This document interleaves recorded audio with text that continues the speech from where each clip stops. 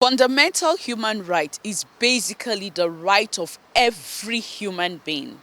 It doesn't matter your race, your religion, your status. The fact that you're a human being, you have the right to enjoy the right that every other person is enjoying.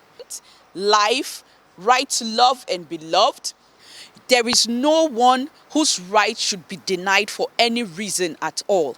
And so today on Against All Odds, to mark the International Week for the Deaf, which is starting today on the 21st of September and will be ending on the 25th of September, these deaf people are advocating for their rights.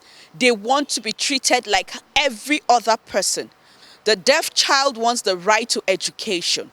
The deaf parent wants the child to be included and have information that will help carry the child along. The deaf employee wants to have the rights that every other person is enjoying. And so we're bringing all of them together to tell us their worries and possible solutions which will come from the office of the Executive Secretary. Don't go away. We will be back very shortly. My name is Dushima Pius Ikirovi.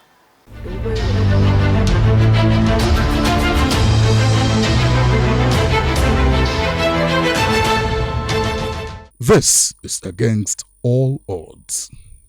The International Week for the Deaf is celebrated annually by the global deaf community on the last week of September each year to commemorate the First World Congress of the World Federation of the Deaf in Rome in 1958. This is aimed at promoting the potentials of this set of persons to create awareness about their existence, challenges, and achievements. Chidi Topax Olujay is the Nigerian National Secretary for the Association of the Deaf. He has reigned from 2016 till date. Chidi was born deaf and runs a foundation called Chidi Topax Foundation. He says, according to World Health Organization, there are about 466 million deaf people around the world and 10 million deaf in Nigeria, and yet sign language is not recognized. He went further to speak on why 1 week out of all the weeks of the year has been picked out to mark the International Week for the Deaf. The deaf woman goes to hospital and there are no sign language interpreters. They are faced with that challenge. Deaf children goes to school and yes, faced with so many challenges of being included in the education system. So we have dedicated 1 week out of the whole days and weeks in the year for recognizing and promoting the deaf people in the world.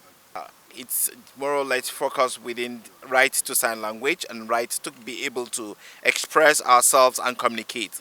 Like for example, we need interpreters to be around every time we have an event. Without sign language interpreters, then deaf people will be excluded from participation in any event or activity. So our sign language needs to be recognized as a language. That will also bring to the recognition of sign language interpreting as a profession, and that will carry along a lot of issues like the area of education. We have so many people goes to school, they are graduates, they have very good education, but they are faced with a lot of discrimination to employment, a lot of discrimination to being included in so many things. So government had to look into that to bring the deaf community close to the hearing community so that both of them will be able to socialize together, so that they can have access to employment together, so that government don't need to provide special jobs for the deaf community, you know.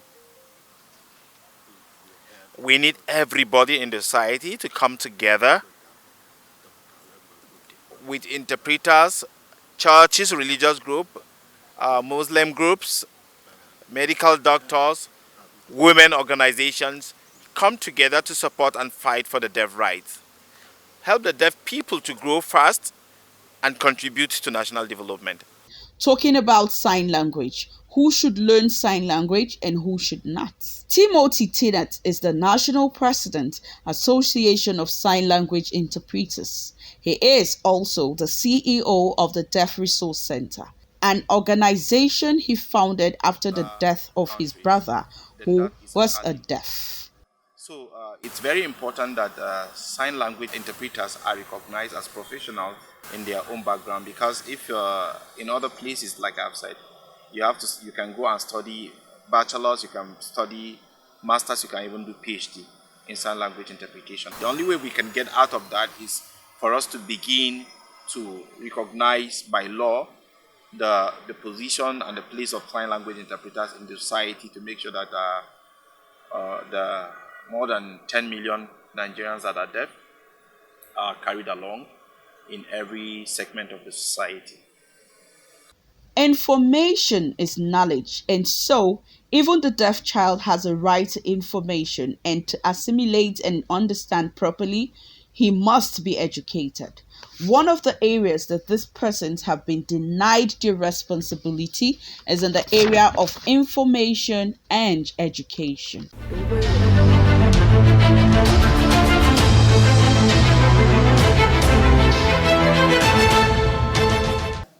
It's important, for A a child parent, Mrs. Catherine Edith NTA Nsang, AIT to who have a spoke to us space on how parents of for deaf the deaf children people have to gone hear seeking help from and know what's organizations for happening their in the children society. to be included. And we wrote letters and went to the television stations and requested that a window be created for them.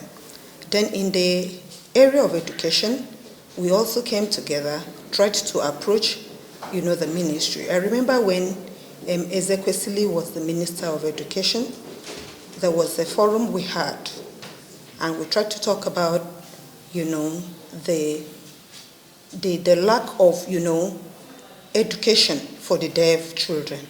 Government has not done much, even with the little effort that a few of us parents have tried to, talk about it. And then there is also the problem of the parents, some of the parents, coming out, being bold to say this child needs to have education. During the lockdown, I was particularly watching every time the task force come together to give the briefing, because I was listening to know what are the developments. And one of the journalists asked a question: what happened to these deaf children, the blind children? He said, for now there is nothing. And it was a very sad day for me as a mother. So you go out there in the public, and every other child is being given attention. The deaf child, is in his or her own world. It's very important that the deaf child should be given that right of place to education, because education is the center of it all. With a deep We got breath filled with emotions, information Iyene's about a mom school that narrated to was us quite far their from home. ordeal towards getting their deaf child educated. It was very emotional for me to release my child of 6 years to leave home and to be in school, in a boarding school, because as a mother, a child that has hearing impairment, you are the ear for the child. And so you protect the child, you defend him, and you keep him away from harm. And so having to release the child to go to a boarding school at the age of 6 was not a funny one for me. I wetted my bed.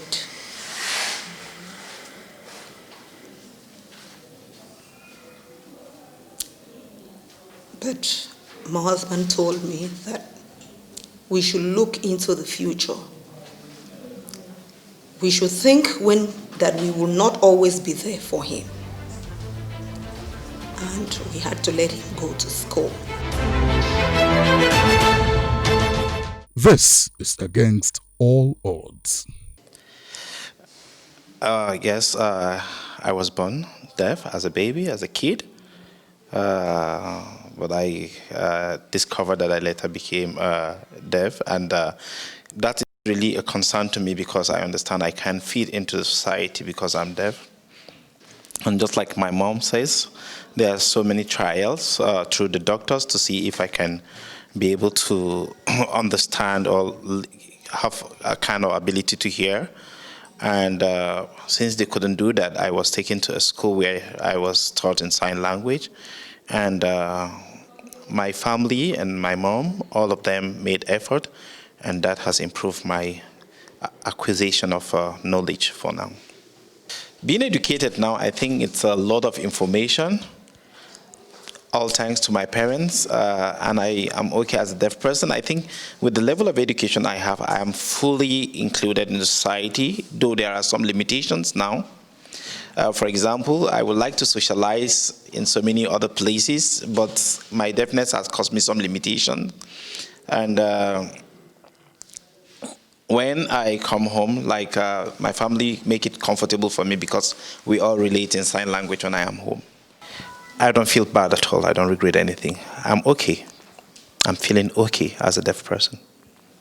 We've actually been advocating, for equal rights for the deaf child. Right to education is key.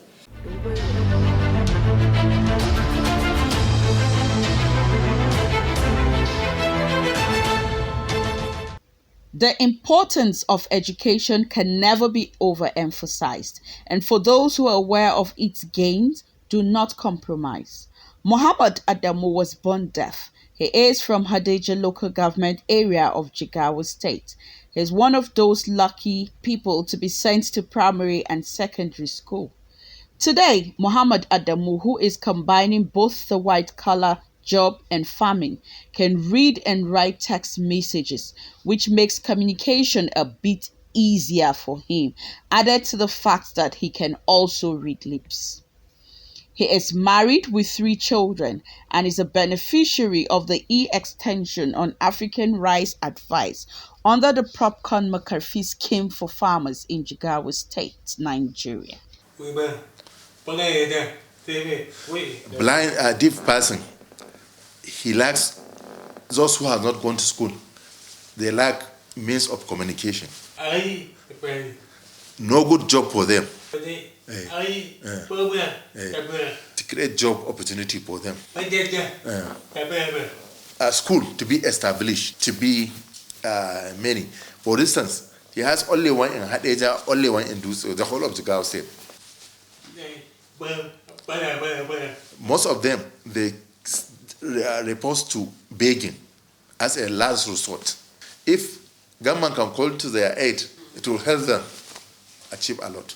If we can also realize the fact that disability is not hereditary and has not been kept for some set of persons, we would all begin to treat and accept persons with disability like us.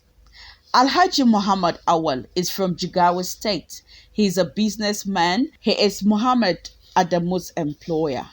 Muhammad Awal is very passionate about persons with disability and works with a lot of them. What attracted him and how does he cope with deaf persons? It is a pleasure to work with people with disability because we are all human beings and we are created from the same father and mother. There's no need to discriminate among one another. I'm healthy today. I may don't know what will happen to me tomorrow. If I get an accident or something of that nature, I can become a cripple. I can become a blind, something of that nature. So that's what motivates me to work with people with disabilities so that not to segregate or discriminate. When you take them along, you put a trust on them. They are reliable. They don't talk too much. Most people are deaf. They don't gossip. They don't talk. When you ask them to do this work for you, they will concentrate on that thing. Within a short period of time, they finish it. They don't have time to keep on going. If it's other people, in the course of doing the job, they will be talking so that time will lag behind without achieving the result. But they are committed. Like this man, Mohammed Adamu, he is one of the committed district and he's intelligent, he's gifted. When you give them an opportunity, they will try to excel beyond, even some above the normal person. Let others people know they are important in society. They're supposed to take them along. And even government policy is not friendly to them, to be candid. Recently, I heard it's over the media that a bill was passed there for 5%. Has it been practicable? Has been achieved? Are they getting the kind of treatment that the other civil servants are getting? Are they getting the kind of schools they're supposed to get? Are they getting the medical attention that they're supposed to read? So let the government live up to its expectation. Consider them as part of students. They are entitled for everything. All education, health, and other services are supposed to be given to Nigerians. They deserve to be treated equally.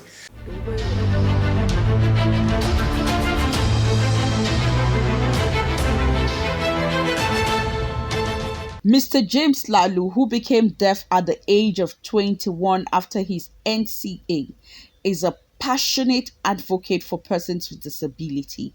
He has worked with the Plateau State Disability Commission and had made remarkable strides. And so, with that same passion and drive, Mr. James Lalu, the Executive Secretary of the National Commission for Persons with Disability, took us through his plans. I want to first of all show our appreciation to the President of the Federal Republic of Nigeria, His Excellency President Muhammadu Buhari, for what he has done for persons with disabilities. It is during his time that we have been able to have the National Disability Act. Today we are having the National Commission for Persons with Disabilities. Is to say the least that about 50% of the problem of persons with disabilities is already solved. When you go through the act that established this commission, Section 29 of the act made reservation for 5% employment opportunities for persons with disabilities in the public and private sector. Now, primarily, it is our work in the Disability Commission right now to ensure that we implement this. I want to refer you back again into the presidential directive that was issued by the president in his speech in June 12. It talks about the directive of the president giving directive to all government agencies, ministries, and parastatals to make sure that they include persons with disabilities in all their programs and projects, including employment. What we are saying here is the act is not saying that when you are doing employment, you will provide 5% of the employment opportunity. No. It is the review of the current staff strength and nominal role for every government agencies and parastatals to ensure that if you don't feel that 5%, go and look for qualified persons with disabilities and give them the opportunities until they will come. Every employment or anywhere government are doing employment, they must respect this disability as part of the federal character component. We are going to engage the Federal Character Commission in this area so that we can be able to see that all these, before you get proper certification of your employment from the federal character, they must make sure that disability compliance is there. He has had meetings with the Director General of the National Directorate for Employment to ensure that the said circular goes round the 36 states, including the FCT. The Executive Secretary said that the President has given them the power. It is their right to employment, to education, to everything. They are not begging anybody. Today, as I tell you, from the 27th of last month, that the President announced this commission, discrimination against persons with disabilities has ended. Because right now we are now working in our next year budget, we are going to devise an electronic means of reporting discrimination on persons with disabilities. We are very happy that the Honorable Attorney General and the Minister for Justice is providing the Disability Commission all the necessary support to make sure that we achieve and succeed in this area, in the area of dealing with discrimination against persons with disabilities. We are going to do that with the whole of our heart to make sure that we bring a stop to this type of attitude towards persons with disabilities, so that persons with disabilities will be free on the street, they will be free in school, they will be free in the hospital, they will be free in the market, and they will be free to find beautiful wives of their choice to marry. When we asked him how his office intends to promote the use of interpreters, he says to us that they're planning in two ways. First, to follow all protocols to make sign language a national language in Nigeria so that official communication will be observed everywhere. Before that can be achieved, it is proper to get a Nigerian indigenous language. As it is right now, what they are using is the American Sign Language. So we have already set it in our next year budget to be able to fund these activities to develop the Nigeria indigenous language. When we develop that one, we will follow all the necessary process to make sure that the Nigeria indigenous language becomes a national language in Nigeria, so that everywhere there must be a sign language interpreter everywhere, because it is a right involved, it is a right enclosed in the National Disability Act for the deaf people to have access to information and communication in the language they best understand. We have already made provision in our next year budget for the employment of at least 100 sign language interpreters. Some of them will be posted to high courts. Some of them will be posted to hospitals around. Some of them will be posted to clinics. Some of them will be posted to government offices where important. The number one office we are going to post language interpreters is the presidency. We will send them to the president because we are very sure our president will accept them wholeheartedly. Every diplomatic visit to the president, anybody that comes to pay any visit to the president, sign language interpreter should be there. They should be able to sign for the deaf to be able to get all the necessary things, because this is the most disability friendly president in the history of Nigeria. On the ground of accessible education, the ES spoke. When you look around, we have hundreds of thousands of primary schools, thousands of secondary schools, and hundreds of tertiary institutions across the Federation. Number one here is, when you look into the Disability Act, it says free education for persons with disabilities up to secondary school level. Now, by implication, no person with a disability should go to any school within primary and secondary school and pay one couple. But some of our people are still paying. This is something that we need to be about to make a proper public awareness about their rights so that they will know it.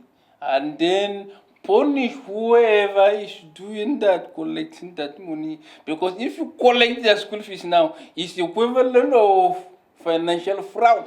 The second challenge here is about accessibility of the schools. The availability of special services for them in the schools. These are what we are expected to focus on. When you look into our primary education, in the primary education, completely this type of challenges should have been handled by a universal basic education commission.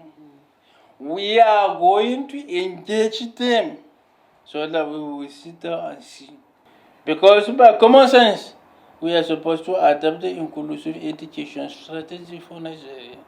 And the inclusive education strategy here is going to respect the right of persons with disabilities to go to this nearest school in their environment.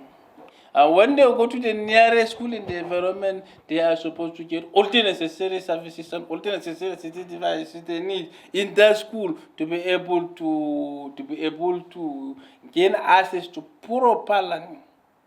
So as part of our intervention here, the electronic application we are going to develop is going to provide this type of issues. They will provide a link, a way to report disability to the Commission. If you have a child with a disability and he goes to a particular school in the neighborhood, that school is expected to download the application into their phone, and then they are going to report. When they report, they will report the type of disability the child has. They will report the type of assistive devices he may need, the educational materials he will need, and all other things he needs to enable him learn proper and conclusively within that school. They will report it to us through the application. When we see it, we are going to package it from here.